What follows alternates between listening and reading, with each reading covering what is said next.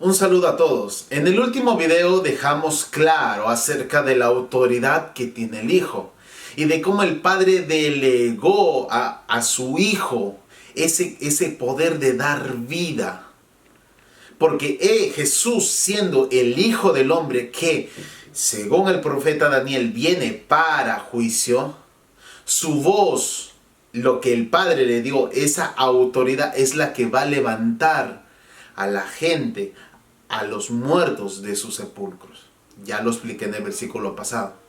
Pero aquí entramos en una temática bastante fuerte, porque vamos a descubrir algo bastante peculiar de la persona de Cristo.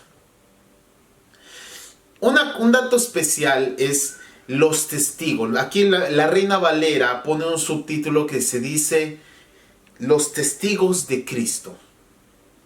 Y es un poquito difícil verlos o comprenderlos porque hay que descifrar esta idea. ¿Por qué Jesús tiene que sacar testigos para favorecer su testimonio? ¿Por qué Jesús tiene que emplear esta manera de discurso contra los judíos? Vamos por un dato.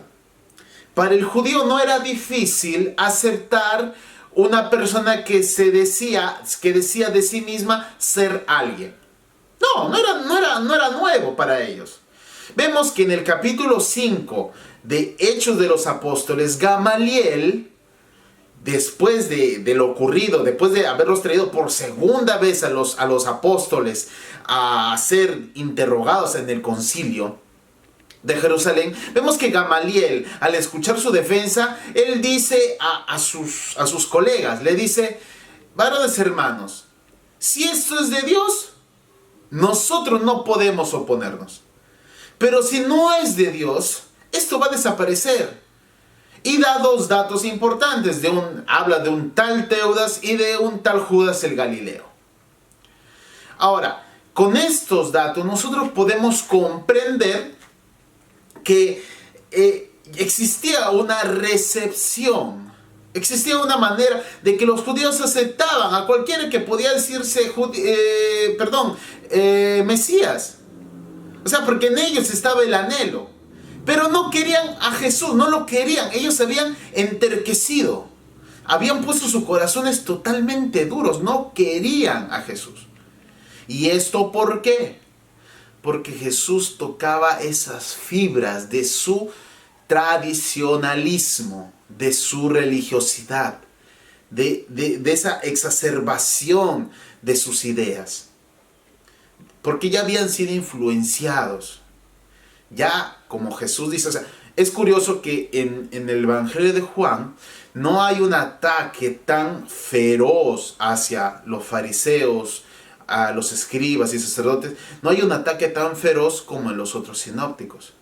Sin embargo, Jesús tiene que hablar de manera bastante didáctica contra estos judíos que se habían enterquecido. Entonces, ¿qué sucede? En el versículo 30 aparte una declaración muy importante. Y aquí vamos al segundo dato que quiero darles. Es curioso que Jesús, en el momento, en el lugar donde está parado, está delante de los 3 tribunales judíos. Los 3 tribunales de justicia.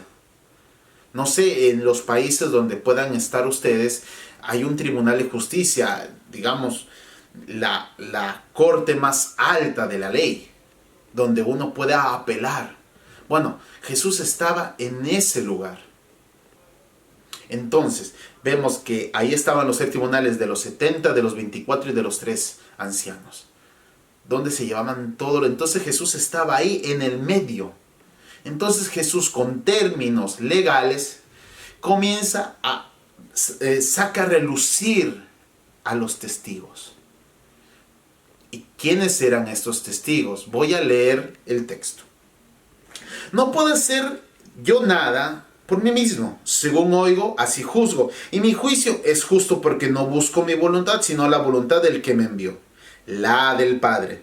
Si yo doy testimonio acerca de mí mismo, mi testimonio no es verdadero. Otro es el que da testimonio acerca de mí y sé que el testimonio que da de mí es verdadero. Ya aquí vemos que Jesús comienza a exponer a su primer testigo. ¿Quién es su primer testigo? Ese es Juan. Juan el testigo.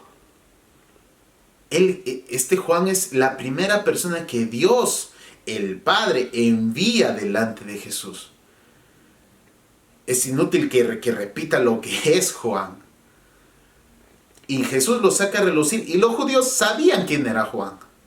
Entonces, ahí está el primer testigo. El segundo testigo es: mas yo tengo mayor testimonio que el de Juan, porque las obras que el Padre me dio para que cumpliese, las mismas obras que yo hago, dan testimonio de mí, que el Padre me ha enviado. Jesús aquí se está refiriendo a la sanidad del paralítico. Segundo testigo de que Él proviene del Padre. Aquí vamos a saltar al cuarto testigo. El tercero lo quiero dejar al último porque es muy, muy importante. Muy, muy importante. Que quizás hasta un tema aparte podríamos hacer si el tiempo nos ayuda. El cuarto testigo es: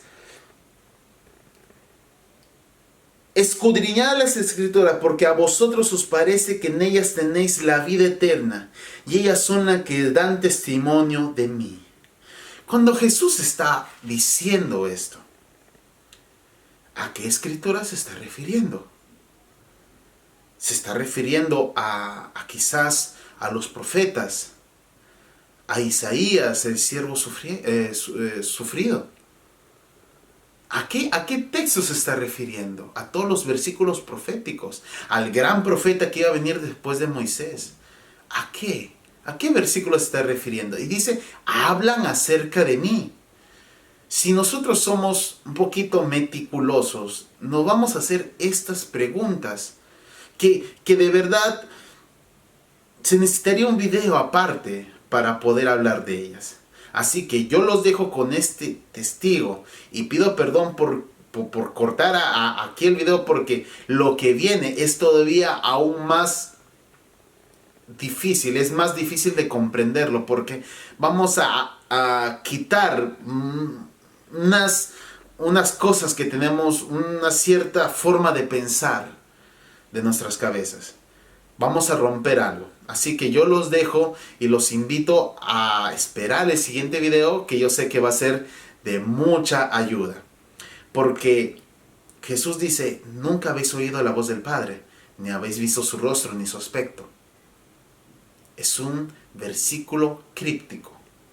¿Y de quién hablaban las Escrituras? La ley de Moisés. ¿A quién se refería? Los dejo para el próximo video. Que Dios les bendiga a todos.